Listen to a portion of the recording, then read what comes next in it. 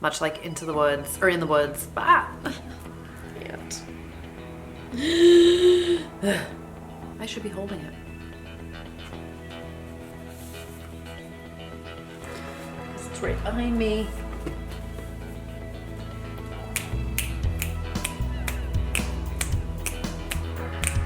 I'm curious about it. Again, outside my mystery wheelhouse, but curious, but still kind of mystery, but maybe like literary mystery, but curious. So curious also if anyone else has read it, and if this were a drinking game and I was drinking, you guys were drinking every time I said curious. Don't drive, sorry.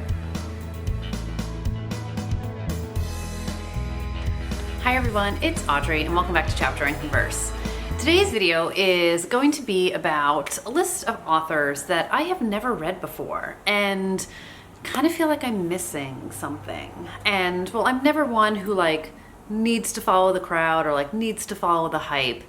These are not necessarily like new hypey authors, but what I have learned in my very short time on BookTube is by not taking a chance on authors, I have 100% been missing out on some incredible books and incredible writing. And I will cite Frederick Bachman and Taylor Jenkins Reid to name very few of what I have discovered since joining BookTube. And it really got me thinking about like sort of what else I might be missing out on. So I threw together a little bit of a list and threw together some of the books that I thought I might start my journey on discovering these authors with. And I thought I would just talk about those. So as with most everything I do, these are in no particular order. It's completely random, just like me. So the first one is B.A. Paris, and she's an author that I have like been at the bookstore, picked up her books, read the flap, thought about it, put it back down, kept on trucking. And I can give you absolutely no reason why I haven't picked up her books. So pre-BookTube, friends of mine have recommended these books, but I guess I was like always just either auto-buying people that I love or saw something else that maybe piqued my interest more. But I do feel like, well, I think there's sort of some mixed bag reviews on some of her books. Behind Closed Doors, which is the first one, and yes, I'm looking down because I have a list, is the one I thought I would give a go to. And this is very much my understanding, like, I haven't read too much about it, but there's a married couple and kind of like nobody knows what's going on behind those closed doors. And I don't know what's going on either, but people have said some really good things about this book and I'm curious about it. So that's my first one. So the next author who I have passed by more times than I can tell you and finally bought her book at my library book haul is, or my library book sale, is Life After Life by Kate Atkinson. And this book is stunning, which I think is why I kept stopping every time I used to see it in the bookstore. But it is, I would say, kind of like historical fiction, but maybe, I don't know if it counts as like a little bit of mystery. This girl, Ursula Todd, is like born and then dies, and then is born and lives. And she continues to die and get reborn over and over again. So it's sort of the journey of her entire life.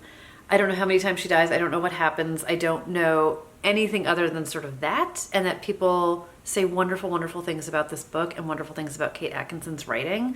So I picked it up, and then I also picked up the Case Histories, which is more, I think, detective mystery feel to it, which really is my wheelhouse. So maybe that's a better way for me to dip a toe in the Kate Atkinson pond.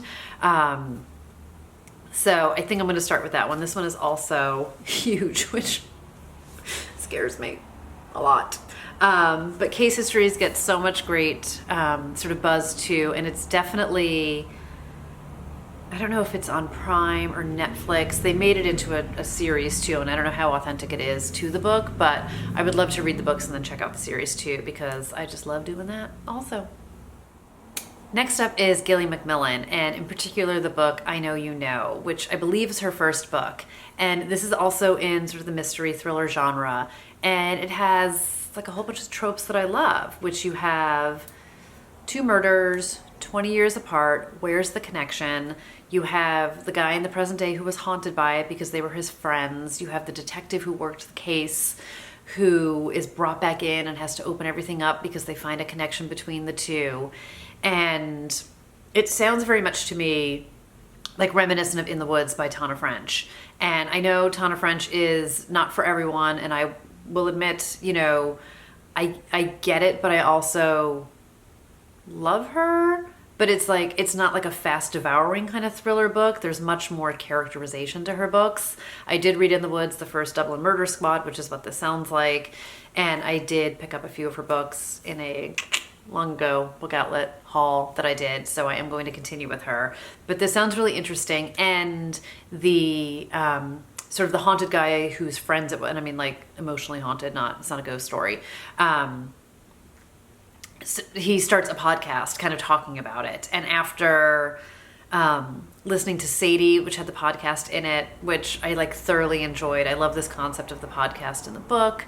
So sort of like true crime podcasty part to it. I don't know. All in it sounds really interesting. And I don't know why. Again, I feel like it's always been this thing where like I've seen these books, but then I've seen something else, or I've seen it, but I had something else on my list that I wanted more. So I've never picked them up, but I really feel like I might make this happen for Buzzwordathon.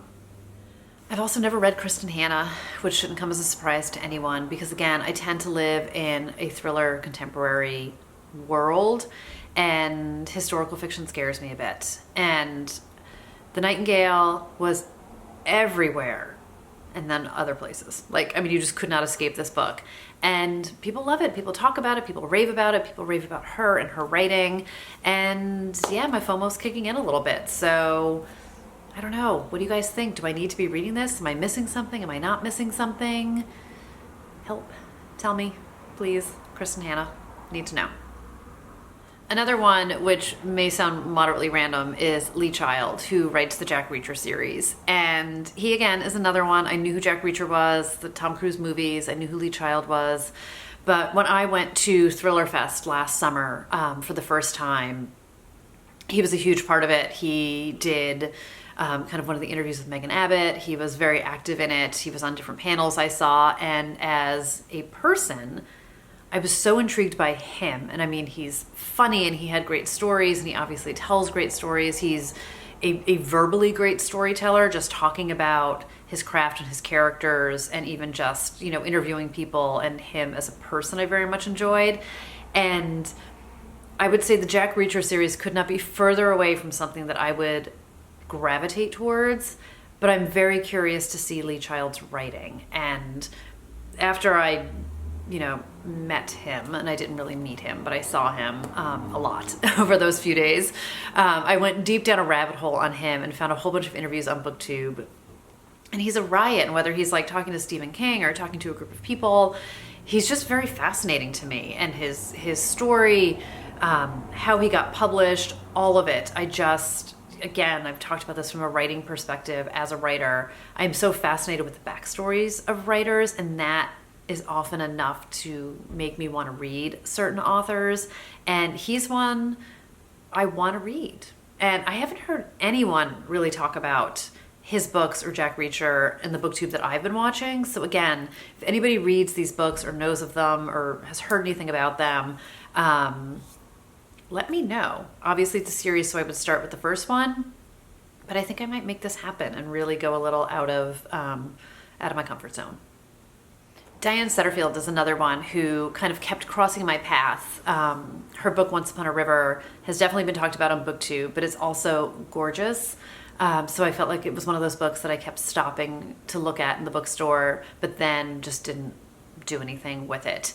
But I was sort of at her shelf when I was in the bookstore like a week or so ago with my with my coupon and my gift card and trying to decide where to put my money. And I did visit a lot of these authors during that journey. But there was another book called The 13th Tale. Yeah, The 13th Tale. And that was her first book. It came out in 2006. And this one actually sounds extremely interesting to me. And it's something about this house called Angelfield House. And it was abandoned and there's some kind of mystery to it. And I don't know I think like maybe someone in the present day is looking into what happened there in the past. Like, I'm not totally sure. I know the book won a ton of awards. I love the fact that there's a mystery element to it. I love sort of the concept of sort of this atmospheric house. It makes me think of The Death of Mrs. Westaway. And while I have not yet read Rebecca by Daphne du Maurier, but it is on my list. It also kind of sounds like Manderley, where it's sort of the house is as big of a character as anything else. So I'm really intrigued by this. I know they made, I don't know if it was a miniseries or a movie out of it also, and it's somewhere. I don't know if it's on Prime or it's someplace. Olivia Colman's in it, who I love. But this sounds like a very intriguing story and a very intriguing book, and I figured, why not start at the beginning, even though it's not a series, but again, it was her debut and it won a ton of awards, so it felt like a really good place to start. I've said this before, and I will say it again, I have never read a Stephen King book. And not counting his nonfiction book on writing, which I have read, I have not read a single one of his books. I'm not a horror person. I know not all of his books are horror, so there's that. But again, I'm curious. I find him so fascinating as a writer. I find his story so fascinating. He is beyond talented, and I mean, like, a book like It scares me. I think that's like 1,000 pages or something. I've seen a bunch of his movies. I know it's not the same experience. Like, I was looking at 11/22/63 because I find that very interesting, and I have not watched the Hulu series on this about sort of the time travel to the day before the Kennedy assassination and trying to stop it. So again, I feel like this, I picked it up in Barnes & Noble the other day when I was browsing with my coupon and my gift card, and I put it back down because it was about this big, so it scared me half to death. But I feel like that's a story that maybe I could get into. I also understand, I mean, I've seen the movie Pet Sematary, so I know the scary parts of it, but from what I've heard from people's reviews, they talk about how it's really a huge story about grief and human relationship, and it's not just about the gore part, and there's a fairly good chance the movie maybe amped up some of that stuff. And then The Shining is another one where I'm like super curious about it. So I don't know if you guys would recommend a Stephen King book for a first timer who's a little bit of a baby when it comes to horror. Like, I just read The Chalk Man, which I know was likened to Stephen King, and I did totally fine with it. I was good, I was cool, I didn't lose it. I thought it was a great book. I totally enjoyed it. I wasn't scared out of my mind. Maybe something Chalk Man-ish would be good for me. And finally, and I'm kind of embarrassed to say this as a mystery thriller writer, I've never read P.D. James. And yeah, I haven't, and I don't know why. I love Agatha Christie. I have nothing against mysteries that were not written in the contemporary days that we're living in. I think I need to read Death Comes to Pemberley because it is a standalone for one. She's a huge series. I don't know if it's a series you need to read in order. I'm someone like, I have not read all of Agatha Christie's books. I have read Poirot and Marple sporadically, you know, not in any order. Obviously, I know like this Marple's not going to die in one of them, so it's a series. So I know I don't feel like I'm spoiling anything by not reading them in order, but I'm not someone who reads those series in order. So I don't know if P.D. James is the same, but Death Comes to Pemberley is a standalone, so I feel like that's a good place to start. And I really do feel like I'm missing out on this, and I have no good excuse why I've never picked it up, other than shiny things get my attention, and obviously something shinier has distracted me from all of these books. So that does it for, by no means, an exhaustive list of all the authors I have not read, but authors who continue to sort of pop up to me when I'm either looking for something new to read or listening to people's recommendations, or I literally am crossing paths with the authors themselves. I'm just feeling the need to keep pushing myself out of the comfort zone because I've done it a bunch of times and the rewards have been huge, and I need to keep doing it.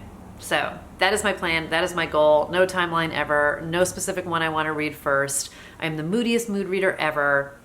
So I feel like I just need to kind of narrow down specific books, which I think I've done a fairly decent job for most of them, and give them a go. But I would love to know if you guys have read any of these books by any of these authors, what you would recommend as someone who has never read anything by these folks as kind of an entrance into that author. I would love to hear some firsthand recommendations because that's kind of the best way for me to know what I'm getting into, and also because I trust you guys and you have given me great recommendations in the past. So let me know if there are authors that you haven't read that are kind of on your list that you have a curiosity about, or, you know, of FOMO about, and maybe we can all discover some new people together. But thanks guys for hanging out and spending some of your day here with me, and I'll see you really soon. Bye everybody.